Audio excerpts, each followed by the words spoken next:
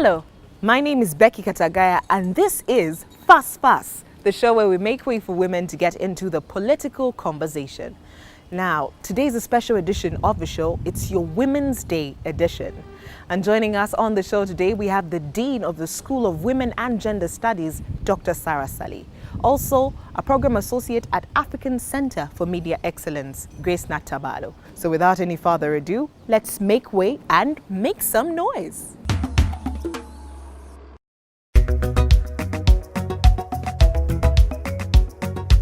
Dr. Sarah Sally. Yes. Good afternoon. Good afternoon. Happy Women's Day. Same to you. It's a pleasure to be here. Me too. We are very, very interested in your work. We came across a book, I think you had written, called Cheerleaders or Politicians. Yes. And it was a case study of women participation in the 2006 elections. Yes. Now, off that background, we wanted to find out, are there biased expectations of female leaders? I mean, once they get to power, do we expect them to be cheerleaders rather than politicians, or politicians rather than cheerleaders, or both? When I wrote Cheerleaders or Politicians, I was looking at the role of women's participation in politics then, and that was in 2006. And it had been informed by previous researches around women in politics by the likes of Professor Josephine Hichire. And what we were looking at then is what was the role of women in politics. First of all, when you look at where do the priority positions go in terms of leadership opportunities, who gets to serve on what committees, who can make what statement, what times of the day or evening must you be engaged to be an effective politician, the whole nature of transacting politics is a male one. But also one of the things is, when we're talking about cheerleaders, like, okay, women have arrived in this space, but what are they expected to do? If they're not going to be expected to move motions and be as aggressive as is required to survive in the political space, then where do you see most women being taken to? And of course we found at that time, and I'm talking about 2006, there were these stereotypes that they would make very good dancers at political rallies. So that was one. In the councils, like at LC5, they would do pray very well. They are the ones who opened prayers and closed prayers. They served the tea, they morale boosted, they led the rallies, and most of this is being done on behalf of others. Okay? So they would do nothing of critical importance for yes. the nation. They are actually capable of doing critical importance for the nation. The issue is they are required for feminine positions as opposed to real political positions. Okay? So it's like, oh yeah, we've had this here, but we need a woman here.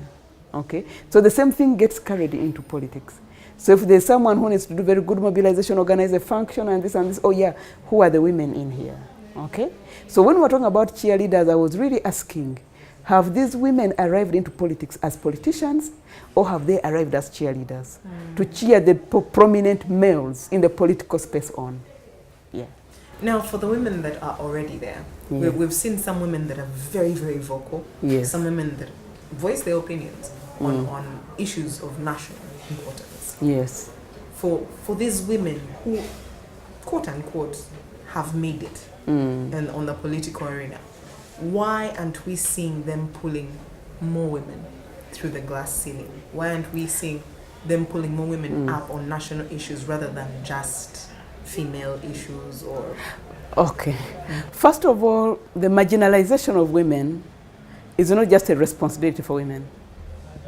It was not caused by women. And therefore the emancipation of women, if we all agree that the vulnerability, marginalization, discrimination against women is a social justice issue and it's a human rights issue, then the rectification of that problem cannot only be a women's affair. Okay? It is incumbent on those who are better off, those who are in more positions of power, to actually pull women on board. But they get away by claiming that actually it should be the women to pull the others on. But if you consider that it is a structural issue, it's a historical matter, it's not just a duty for women. It is everybody's responsibility. So it is true, you may not have seen many women pull other women on. By the way, when British Council did a survey on the effectiveness of politicians, particularly MPs, in 2008, the female members of parliament were found to be more effective politicians. They consulted more, they visited their constituencies more, they were more in touch with the needs of their communities. Okay? So in terms of doing that, not just for women and for everybody, they did it much more than anyone else. We haven't had another survey, so we don't know what the situation is now. So what happened then? Now, when people say, why don't women pull other women?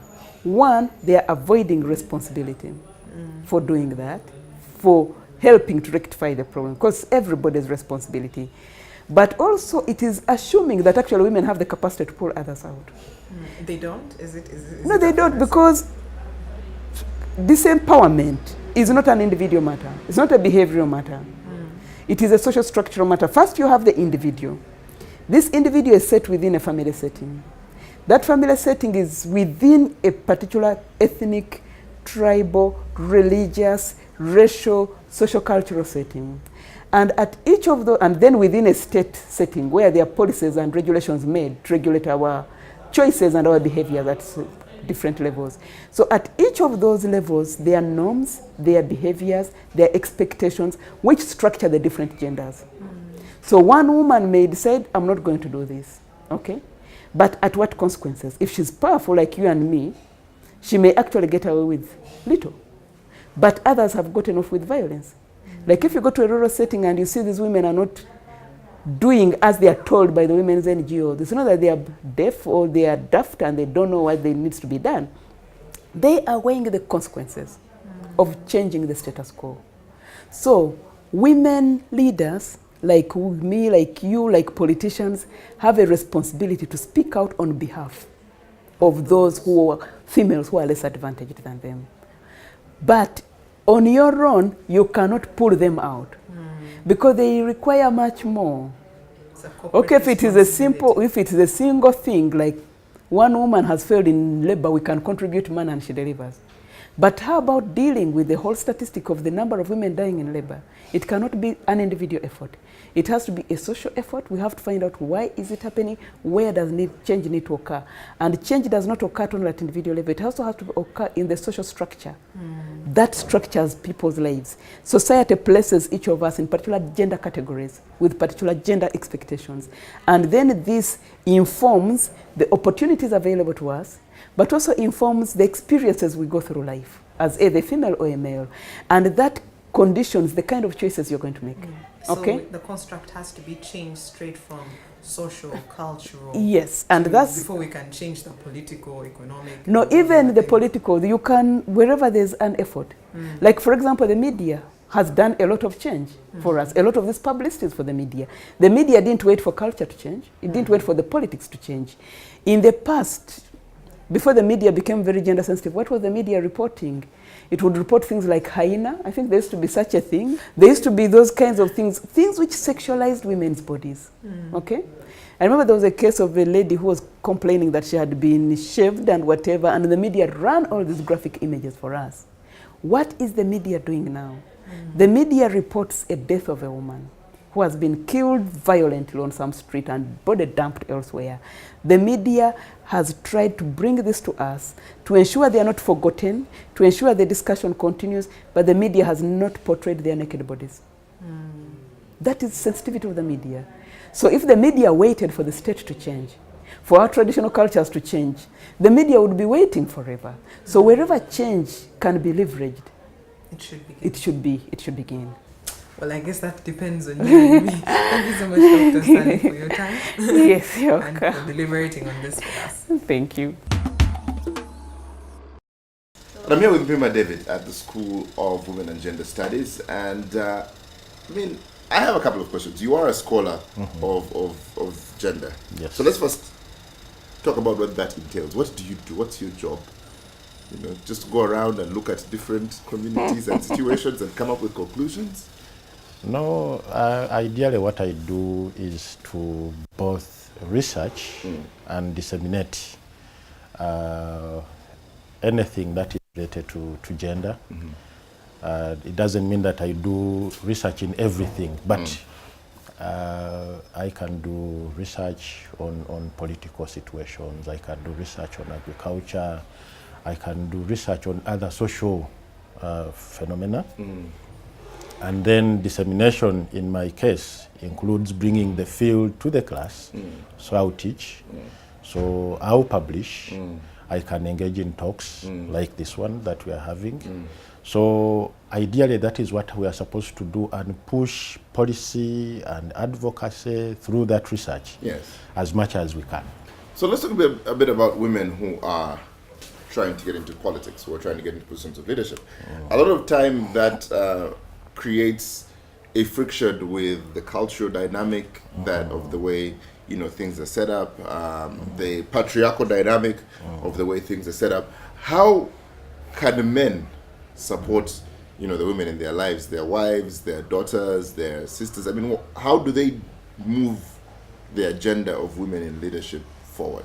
We have sort of depoliticized the engagement between the scholars, the activists, and other people working around feminism.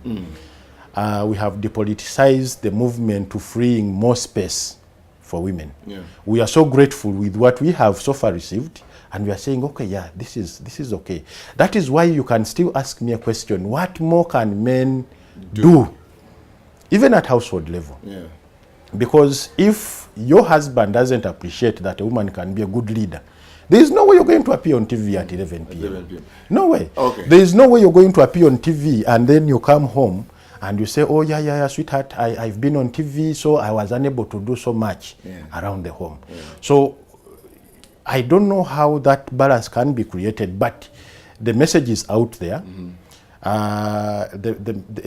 Everywhere you go, even if you went to the village, everybody has heard about gender. People know something called gender. But the doing is the problem. The doing is the problem. I think there is a mismatch. We need possibly to repackage the message so that when I speak about gender, even my grandmother, my grandfather in the village understands it the way I understand it. And some people will say that, I mean, people claiming that the message should be repackaged is trying to take a soft stance and massage the egos of men. But anyway, we're running out of time. This Women's Day, the theme is "The Time Is Now." What message do you have, especially to men, for this Women's Day?